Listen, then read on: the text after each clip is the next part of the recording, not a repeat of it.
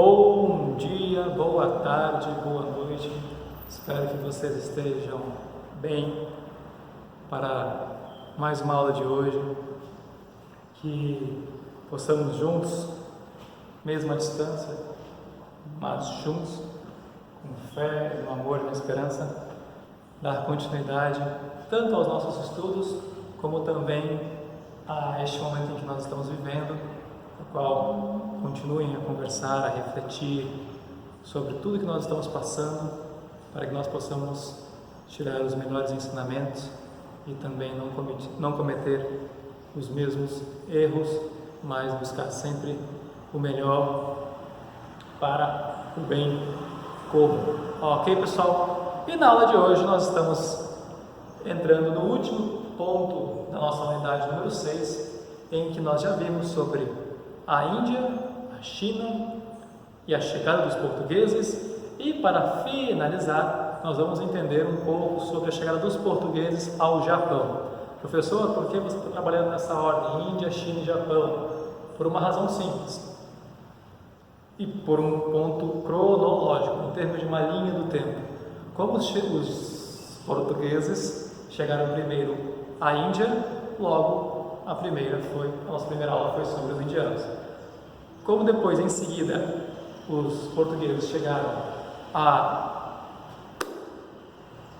China, logo estudamos a China. E para finalizar, os nossos irmãos da terrinha, da terra de Portugal, chegaram, por último, mas não menos importante, ao Japão, certo? E lembrando que em cada aula nós estudamos um pouco também sobre a origem das civilizações indiana e também chinesa, e nós também vamos estudar um pouco sobre a origem da civilização japonesa no nosso próximo bloco. Então nós vamos partir de trás, entre aspas, a partir da chegada dos portugueses, para no próximo bloco entender um pouco sobre a história do Japão. Tudo bem, pessoal? Então venha comigo, por favor, e me acompanhe. No caso, nós devemos lembrar que nós estamos estudando o século XVI, ok? Século XVI, certo? Em que nós já estudamos sobre a chegada dos portugueses à Índia, a chegada dos portugueses à China, a chegada dos portugueses no Brasil, ok? Então, quando nós estamos estudando aqui 1543, aproximadamente, certo? Nós também já estamos vendo sobre a ocupação portuguesa no Brasil, tudo bem?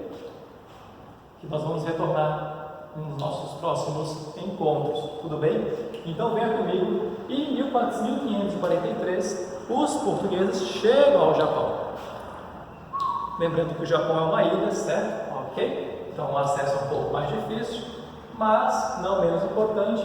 E quando eles chegam na China, não, no Japão, eles encontram um território dividido, um território em conflito entre os próprios japoneses, ok? Em especial na busca por mais terras e por mais títulos, por mais poder entre os chamados daimyos, ok? Daimyos,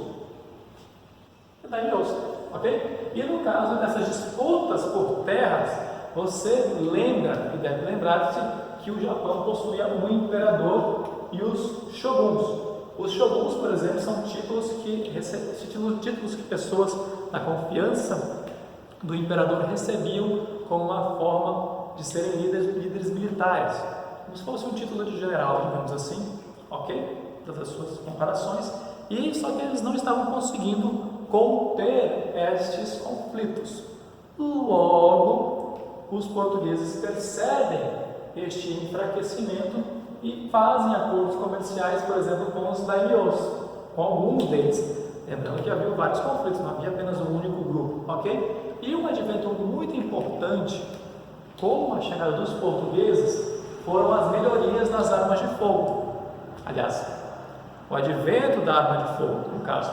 Vamos lembrar que os portugueses tiveram acesso à pólvora em maior quantidade quando eles chegam à China, e com isso, no caso, eles estão melhores equipados. Junto a isso, os portugueses, os daimyos, fazem relações comerciais e conseguem conter alguns exércitos, inclusive dos quais alguns possuíam os chamados guerreiros samurais, aqueles que foram fundamentais, por exemplo, para impedir a chegada ou a invasão dos mongóis alguns séculos antes da chegada dos portugueses, certo? Então, diante dos tradicionais samurais, os quais muitos conhecem por meio de livros, mangás, HQs e filmes, no caso, a arma de fogo acabou, entre alguns aspectos, sendo superior às tecnologias que os japoneses utilizavam. Vamos lembrar que os samurais eles perduraram durante também muitos séculos ainda, ok? Junto com os portugueses comerciantes, militares, políticos, nós também devemos lembrar da contra-reforma que acontecia na Europa. Então você lembra quando os missionários cristãos da Igreja Católica Apostólica Romana chegaram à Índia, chegaram à China? Com o Japão, no Japão não foi diferente. E eles chegaram e se estabeleceram principalmente em uma cidade histórica, por vários motivos. Inclusive, um deles é um motivo muito triste, muito forte, que é devido ao uso da bomba atômica no século XX, durante a Segunda Guerra Mundial, que é justamente a cidade de Nagasaki, ok? E a cidade de Nagasaki ela se torna importante porque passa-se também um ponto comercial, um ponto em que os missionários se estabelecem ali, se torna a cidade mais, entre aspas, por favor, cristã do Japão, e com isso você tem até hoje influências e heranças do cristianismo trazido por estes missionários à região. No entanto, assim como eles chegaram ao Japão, eles também foram expulsos ou também foram perseguidos, principalmente durante o chamado Shogunato de Tokugawa, ok? Em 1635, em que ele faz uma série de ações como uma forma de evitar, além dele ter, dois pontos, para ele conseguir ter mais poder, mas também para ele evitar uma certa, entre aspas, invasão do Japão, digamos assim. Então, o que ele faz? Ele passa a perseguir os cristãos, ok? Acreditando que ali eles poderiam estar desvirtuando a população japonesa ou doutrinando-os ou evitando que o shogunato tivesse mais influência na região. E nós temos questões políticas, religiosas, filosóficas, sociológicas, políticas, falei, repeti, ok? E com isso ele também elabora um edito protecionista, vamos dizer assim, chamado de edito de Sokoku, que significa o quê? Sakoku, que é uma lei de você fechar o país ao comércio estrangeiro. E com isso o Japão, ele, durante muitos séculos, inclusive isso vai perdurar até aproximadamente o século XIX, que nós chegamos a outra era, séculos XVIII e XIX, um país fechado, um país em que você dificilmente teria acesso. No entanto, aqui no caso, ele não fechou para todos os países.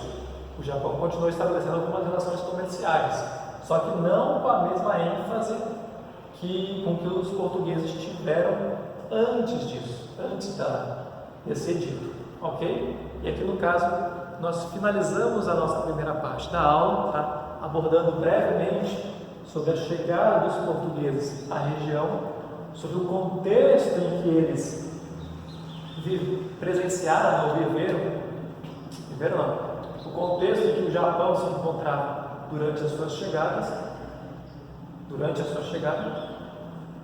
e com isso também o estabelecimento e as consequências. Lembrando que não para por aqui, tá, pessoal? Por favor, isso foi apenas um pequeno exemplo. No entanto, assim como a China, a Índia, o Brasil, a Itália, a África do Sul, o Congo, o Egito, os Estados Unidos, a Austrália, não surgiu do nada, o Japão também não surgiu num simples passe de mágica. Então, no nosso próximo encontro, logo depois do intervalo, nós vamos estudar um pouco sobre a origem da civilização japonesa, certo? Então, espero que vocês tenham gostado desse primeiro momento e espero encontrá-los em breve, ok? Já já nos encontraremos novamente, por aqui ou então presencialmente, tá, pessoal? Enquanto isso, beba uma água, converse com seus pais, reflita e volte para a aula, tá bom?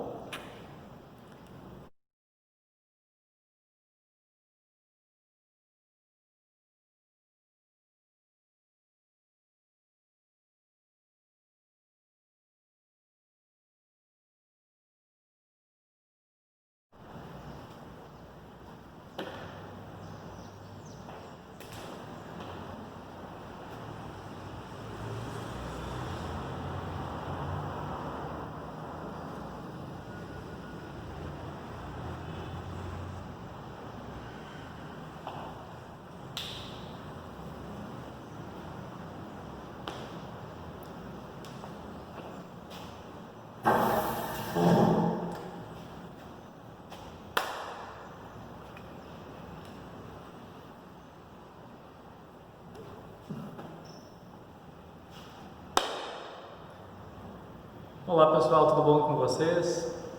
Retornando após o intervalo, conforme prometido, nós vamos estudar um pouco sobre o Japão antes da chegada dos portugueses. Para isso, é necessário que nós estejamos atentos a, mais uma vez, aquela noção de acreditar que o mundo ao nosso redor está parado enquanto a nossa civilização está em transformação, enquanto o mundo ao redor está parado, o que não é verdade. Portanto, o objetivo da aula de hoje é justamente entendermos sobre um pouco, mas um pouco mesmo, sobre o Japão antes da chegada dos europeus, com destaque aos portugueses. Então, no primeiro bloco nós estudamos sobre a chegada deles à ilha do Japão, as relações comerciais, um pouco sobre o contexto político da época, de divisões e disputas territoriais. E agora nós vamos entender um pouco sobre a chegada, ao Japão antes dos europeus. Eu repeti isso 3 vezes, peço desculpas. No caso, acredita-se que os primeiros relatos do surgimento do ser humano no Japão ocorreu aproximadamente 20 mil anos antes de Cristo, ou seja, 20 mil anos você tem os primeiros relatos reconhecidos os primeiros artefatos, deste período, datados deste período, mas não é uma data precisa, é claro, do período conhecido como pré-Jomon, que significa marcas de corda, ok? Já o período Jomon, teria iniciado há aproximadamente 8 mil anos antes de Cristo. Então, naquelas aulas de pré-história, com o seu professor de história, em que ele analisa sobre as primeiras civilizações na Mesopotâmia e no Egito como destaque, no Japão você também tinha os primeiros grupos, certo? Então, venha comigo, e junto a isso, nós temos os primeiros artefatos, por isso a ideia de neolítico, período neolítico, com os primeiros artefatos e os primeiros grupos divididos em tribos, certo? São estudos ainda, como na arqueologia, que remontam às características desse período conhecido como pré-Jomon. Claro que isso não foi do dia para a noite, por favor, gente. Tudo isso ocorre com o passar do tempo, com o desenvolvimento da civilização e etc. Você, por exemplo, não fez um salto do 2º ano para o 7º ano, por exemplo, não é verdade? O mesmo vale para uma civilização, tudo passo a passo. Há aproximadamente 100, 200 anos antes de Cristo, nós temos os Yamato, que teria apresentado a chamada cultura do arroz. E aí, no caso, nós temos que fazer uma ponte com o tempo presente, O arroz japonês. Provavelmente na sua cidade deva ter um restaurante japonês que nos últimos anos se tornou, entre aspas, uma febre, um vício.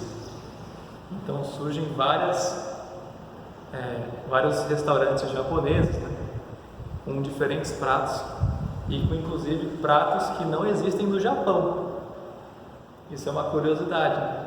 Nós brasileiros adaptamos alguns pratos que no Japão, por exemplo, não existem.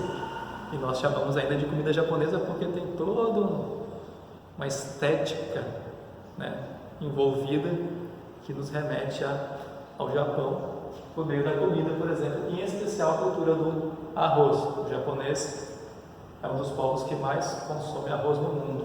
Okay?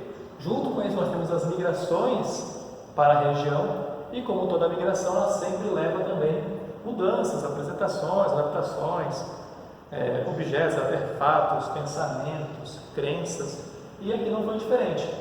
Do ponto de vista de tecidos, por exemplo, na confecção, nós temos o chamado bicho da seda, que é algo que é milenar, no caso, né? Nós temos o uso dos metais, e aí você pode utilizar os metais para fins militares, para fins de industriais, para fins na agricultura, como forma de melhoria, e junto a isso nós temos os chamados trabalhos coletivos. Percebam que nós já estudamos um pouco desses trabalhos coletivos, o uso de metais, o advento da agricultura em outros povos durante este mesmo período aproximadamente, certo? Então veja que o Japão, a região, também estava num desenvolvimento similar a de outros povos, ok? Passando do período antes de Cristo para o período depois de Cristo, e muito depois de Cristo, nós entramos já no período de 1784 a 1192, que é o período que na Europa, né, nós entendemos por Idade Média, e aqui no Japão nós temos as eras de Heian com o clã. Lembra dos grupos? Lembra das divisões? Então você tinha os vários clãs no caso. E aqui como destaque é o clã Fujiwara, em que passa de uma certa forma a formar um grupo de pessoas bem treinadas que são conhecidos historicamente por samurais. Veja bem, samurais são muito importantes tanto para a história como para a cultura do Japão e dentre outros pontos. Nós percebemos isso por meio de leituras que nós realizamos sobre os japoneses em filmes, em peças e também que nós assistimos. Então perceba que a origem deles ocorreu em aproximadamente, entre 784 e 1192, mais precisamente nesse período aqui, ok? Entre 1192 a 1600, e aqui no caso nós já estamos adentrando no período em que os europeus chegaram ao Japão, surge os clãs de Kamakura a Azushimo Oyama, certo? Que durante esse período de aproximadamente 500 anos, nós temos 500 anos, matemática,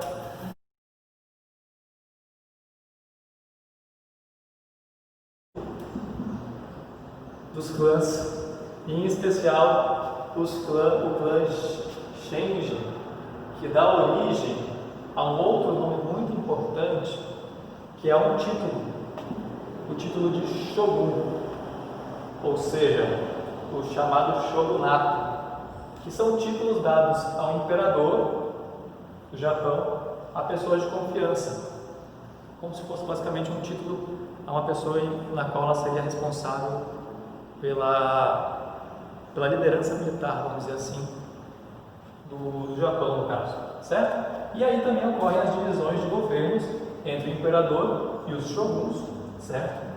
Já no século XIII, a partir do século XIII, nesse mesmo período aqui, nós temos as tentativas de invasões dos mongóis, que aí nós devemos lembrar das invasões mongóis também, das tentativas na China e na Índia, ok? Com o Japão não foi diferente, no entanto eles não conseguiram entrar no território, e aqui você tem um destaque também aos samurais, ok? Eles não conseguiram adentrar devido a uma série de fatores, como por exemplo as tempestades marítimas que prejudicaram suas embarcações, e aí criou-se a ideia de que o Japão inclusive poderia ser um território impenetrável, um território que jamais poderia ser destruído, por exemplo. Até que na Segunda Guerra Mundial, 2 bombas atômicas provaram que isso não era verdade. No caso aqui, também junto a essas tentativas de invasões aos mongóis, já no século XV, nós temos as guerras civis, em especial a chamada Guerra de Onim, em que nós tivemos várias, que também era justamente o período de conflitos, enfraquecimento do período de alguns shoguns, mas também o fortalecimento de outros grupos. Posteriormente a isso, já no século XVI, aproximadamente em 1543, no século já próximo de meados do século XVI, nós temos a chegada dos portugueses, conforme nós vimos no primeiro momento. Com isso, nós percebemos também as relações entre portugueses e japoneses, chineses não, japoneses, por favor, outra coisa, por favor, tenham muito cuidado ao fazer isso. É comum, de forma preconceituosa, ainda que em tom de brincadeira, associar toda pessoa que nasceu na Ásia, chamá-la de chinesa. Ou chinês, ou chinês, ou chinês, ou chinês. E muitas vezes ele pode ter nascido, e na verdade ele pode ter nascido na Coreia, no Vietnã, no Laos, no Camboja, no Bangladesh, no Japão, na Malásia, na Indonésia, por aí vai, entre outros vários países que estão presentes na Ásia. Historicamente, o Japão, China e Coreia sempre tiveram conflitos. Então, às vezes, se porventura você encontrar uma pessoa que nasceu no Japão, ou um chinês, melhor, vamos supor um chinês, e chamá-lo de japonês, historicamente você pode estar ofendendo ele, ok? Mas isso é um assunto para um outro momento, envolvendo o século XIX, o século XX, ok? Em episódios muito tristes da nossa civilização. Por isso, por favor, você encontrar uma pessoa que na sua fisionomia do rosto, na forma do seu rosto, possui, entre aspas, vamos dizer, os olhos puxados, pergunte onde ela nasceu. Às vezes ela pode ser brasileira, por exemplo, boliviana, chilena, por aí vai. E às vezes a pessoa nasceu na China, mas é chamada de japonesa, ou nasceu no Japão e é chamada de chinesa, e isso pode provocar certas desavenças, ok? Continuando, lembrando a aula anterior, da chegada dos portugueses para fins comerciais, para fins religiosos, para fins políticos, nós também tivemos um contra-ataque, vamos dizer assim, ou uma ação por parte do chamado último shogunato, que foi o de Tokugawa. O que foi o último shogunato de Tokugawa? A partir de 1603, quando os portugueses já estavam estabelecidos também na região, posteriormente, ele realizou uma série de ações, como por exemplo, o Edito de Sakoku, que nós já estudamos anteriormente, certo? Em que, de uma certa forma, ele fez o quê? Ele centralizou o seu poder, lembrando que o Japão estava dividido em vários clãs, ele conseguiu centralizar, ele adotou medidas protecionistas, podemos dizer assim, do ponto de vista comercial, ou seja, fechou os portos aos portugueses, exceto para chineses e holandeses, aí tem toda uma série de intrigas, disputas comerciais, não há nada inocente aqui, tá, pessoal? E por que holandeses? Lembrando que até agora nós estudamos basicamente sobre os portugueses, um pouco sobre os espanhóis, mas os holandeses, assim como os franceses e ingleses também estavam procurando outros comércios pelo mundo, tudo bem? Com isso nós temos as perseguições aos cristãos, e vai lembrar da cidade de Nagasaki, que era a cidade, entre aspas, mais cristã, Por que eu falei, do Japão, e com isso nós também temos o desenvolvimento das chamadas artes populares no Japão, como por exemplo a poesia, a xilogravura, as escolas. Tokugawa foi responsável por a construção de várias escolas e por isso também desenvolveu o sistema educacional no Japão, certo? Pessoal, isso aqui é um compilado, um resumo do resumo, é uma vírgula, basicamente, sobre a história do Japão, mas o meu objetivo, assim como nas demais aulas, nas aulas anteriores, era apresentar um país antes, uma região antes da chegada dos europeus, com o propósito de não ficarmos apenas numa interpretação eurocêntrica, ok? Certo? É algo básico, simples, e quero desejar a vocês bons estudos. Lembrando aqui, esqueci de 2 pontos, esqueci de alguns pontos. As divisões do Japão, elas são em eras. Por isso que eu coloquei vários nomes, porque são formas de estudar a história do Japão, assim como nós também estudamos a China por meio das dinastias, né? Ok? Pessoal, eu quero agradecer a vocês pela paciência, por estarem me ouvindo até agora. Não esqueça de dar seu like, pode ser um like por misericórdia, eu também aceito. E agradeço, peço desculpas pelos meus improvisos, caso eu tenha cometido algum erro, eu peço desculpas também. E agradecer a vocês e que possamos em breve nos encontrar o mais cedo possível, presencialmente, claro. Mas enquanto isso, continuem se dedicando aos estudos, obedecendo seus pais, refletindo sobre tudo o que está acontecendo no mundo, ok? Anotando, registrando, fotografando, filmando, certo? Lembrem-se que vocês não estão sozinhos, contem com o nosso apoio e que Deus os abençoe e até o nosso próximo encontro. Tchau, tchau.